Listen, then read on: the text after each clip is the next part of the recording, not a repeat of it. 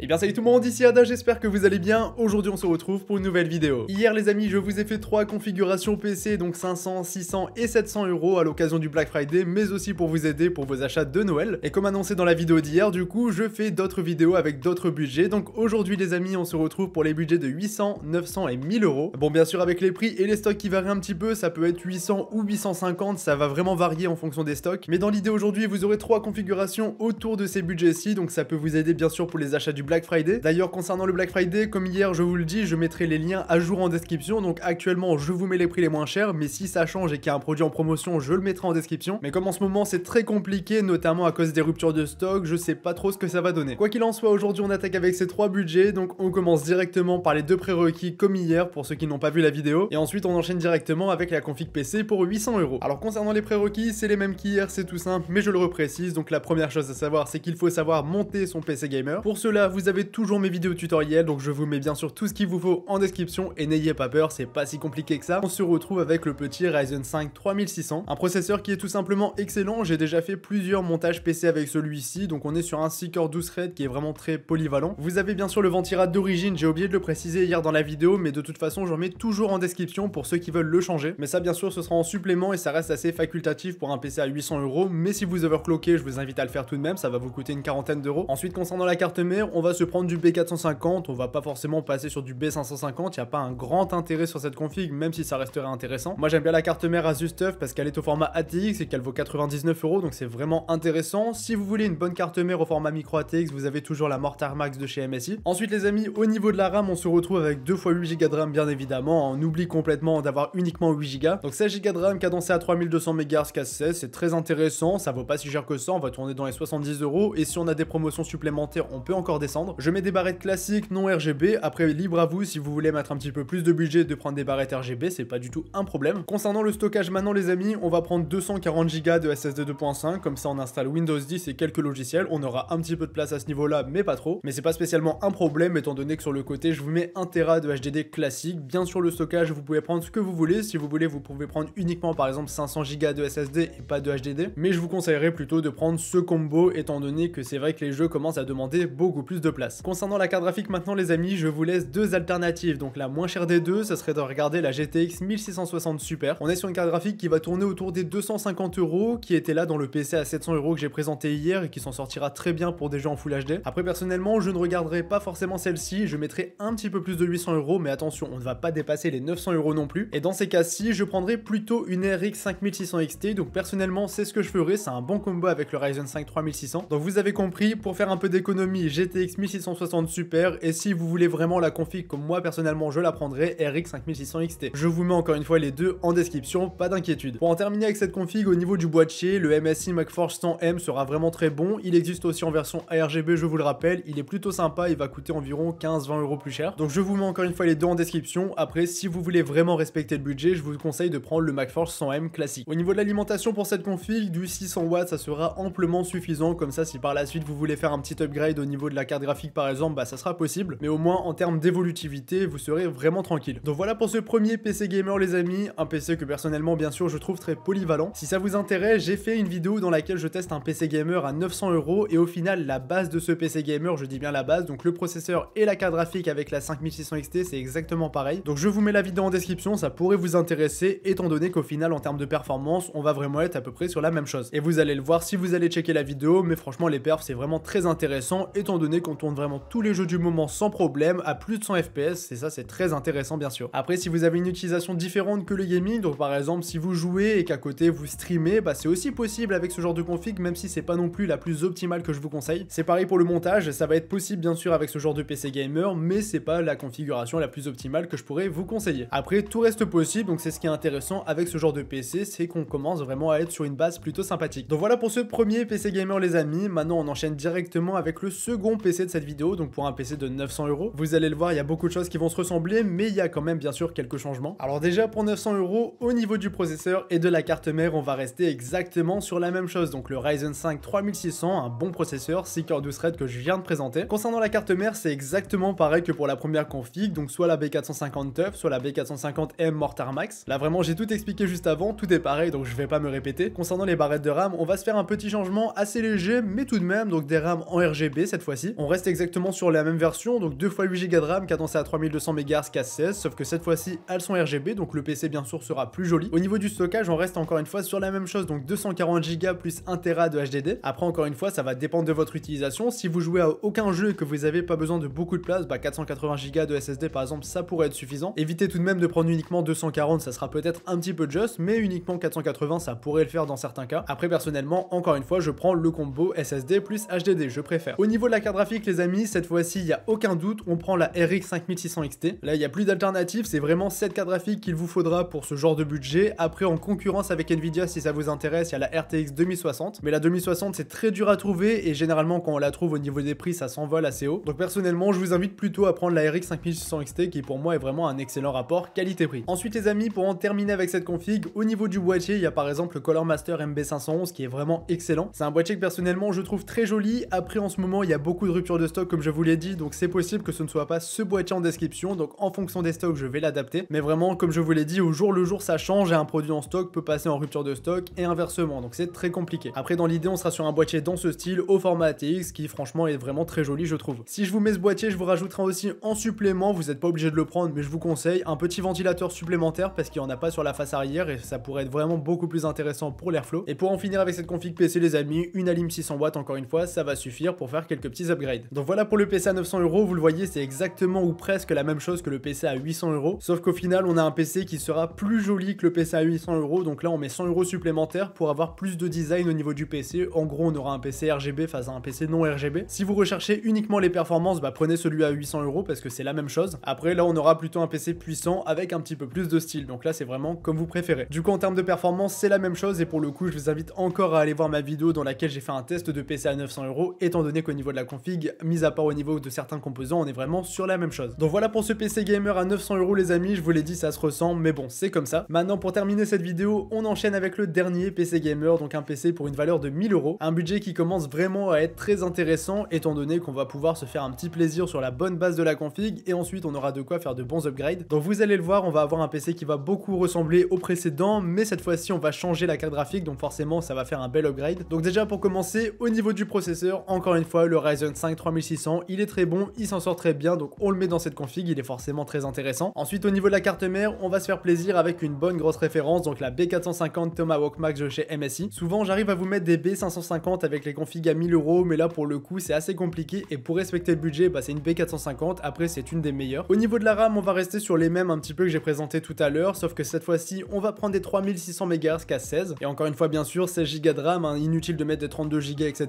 ça sert pas à grand chose. Ensuite les amis, au niveau du stockage encore une fois c'est un petit peu comme vous préférez mais là je vous remets 240 Go de SSD plus 1 Tera de HDD classique. Concernant la carte graphique bien sûr, je vous l'ai dit, il y a un petit upgrade, enfin un bel upgrade tout de même étant donné que cette fois-ci on passe sur une RX 5700 XT. On passe de la 5600 XT à la 5700 XT mais je vous le dis c'est pas juste un chiffre qui va changer, on va vraiment avoir une sacrée hausse de performance. Là on va être sur une carte graphique qui va très bien s'en sortir en Full HD mais aussi qui va pouvoir tourner certains jeux en 1440p et dans l'ensemble elle s'en sort très bien, donc je vous en reparlerai un petit peu après avoir présenté toute la config. Au niveau du boîtier c'est pareil que pour la config d'avant, on peut partir sur une base de MB511 mais s'il n'est pas en stock j'en mettrai un autre. En tout cas bien sûr je vais vous mettre un joli boîtier avec du RGB sinon c'est pas drôle. Si on prend un boîtier comme celui-ci sans le ventilateur à l'arrière on en rajoute un bien sûr, comme ça au niveau de l'airflow c'est plus intéressant. Et pour finir avec l'alimentation on peut partir sur une 650 watts, comme ça on est un petit peu large mais aussi on pourra par la suite encore une fois faire un upgrade. Donc voici pour ce PC gamer à 1000 € les amis, je vous l'ai dit ça se ressemble à les PC, même si on monte de 100 €, il n'y a pas grand chose qui va changer. Enfin là entre 900 et 1000 € on a tout de même des barrettes de RAM un petit peu plus performantes et aussi une carte graphique beaucoup plus performante. D'ailleurs en termes de performance encore une fois je vous invite à aller checker, j'ai fait une vidéo sur le sujet, donc le processeur c'était le même et la carte graphique c'était la même version. Donc c'est une vidéo dans laquelle je teste un PC gamer pour 1000 €, je joue à plein de jeux du moment, ça peut vous intéresser je pense, des gros jeux comme des petits jeux. En tout cas ce que je peux vous dire pour du coup avoir déjà essayé une configuration comme celle-ci, c'est que bien sûr c'est très polyvalent, vous allez pouvoir tourner tous les jeux du moment sans problème. Des petits jeux comme aussi des plus gros jeux, donc par exemple le dernier Call of Duty va s'en sortir extrêmement bien. En Full HD par exemple vous allez tourner à peu près tous les jeux du moment à 144 images par seconde, donc là bien sûr c'est un plaisir. Et je vous l'ai dit, on est sur une carte graphique qui commence à bien gérer le 1440p, donc si vous avez un écran comme celui-ci, vous allez pouvoir en profiter aussi. Après concernant le montage photo-vidéo, on commence à être sur une bonne base. Après la carte graphique, je vous invite plutôt à prendre du Nvidia pour ce genre d'utilisation, notamment pour le montage vidéo, parce que c'est vrai qu'au niveau de l'encodage et tout ça, ce genre de carte elles s'en sortent mieux, donc forcément je vous mettrai un lien en description, mais j'espère en trouver en stock. En tout cas pour du gaming gaming pur et dur, la config que je vous ai présentée est vraiment nickel. Donc les amis, je pense avoir fait le tour avec cette vidéo. On se retrouve demain pour d'autres présentations de config PC Gamer. Si vous avez des questions, c'est dans les commentaires. Et bien sûr, si la vidéo vous a plu, n'oubliez pas un petit like et un abonnement, ça fait plaisir et ça m'aide beaucoup. Donc les amis, je vous laisse là-dessus et je vous donne rendez-vous demain à peu près à la même heure pour d'autres vidéos config PC Gamer à l'occasion du Black Friday et de Noël. En attendant, portez-vous bien, c'était Yada. Salut tout le monde!